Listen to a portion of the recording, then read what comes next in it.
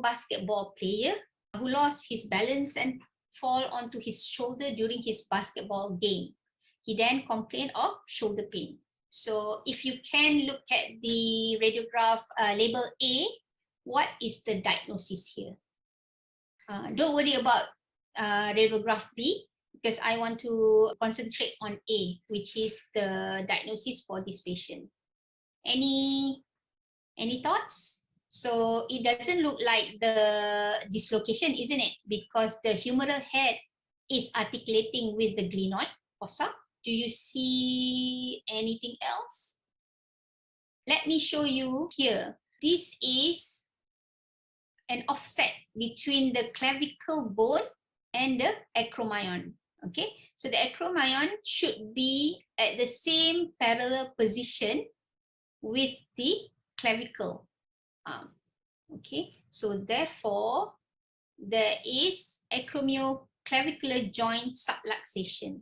The patient is complaining of pain, and then if you draw at the undersurface of these two bones, it doesn't meet. Okay, so therefore it satisfies for a subluxated AC joint. I just put there radiograph B because I want to show you when the offset is much bigger and wider.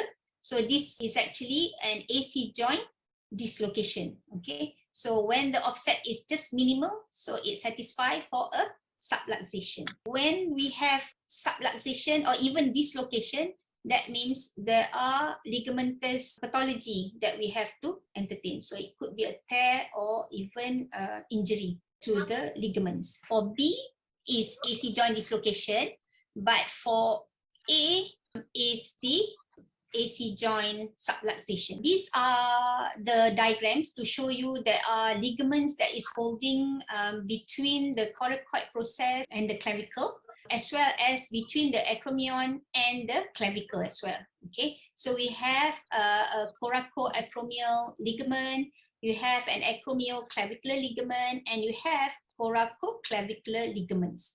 Okay, so when you have an increased acromioclavicular joint distance, so normal AC joint, so the AC joint here, if you can measure, it is about 1 to 6 mm in female, as compared to 1 to 7 mm in male. Okay, so when there is some widening or increase, there would be subluxation of the AC joint. And if the alignment is lost, obviously it is an AC joint dislocation. This is the thing that I was telling you just now. So if you can draw a line at the undersurface of the acromion and the clavicle, it should meet together. All right.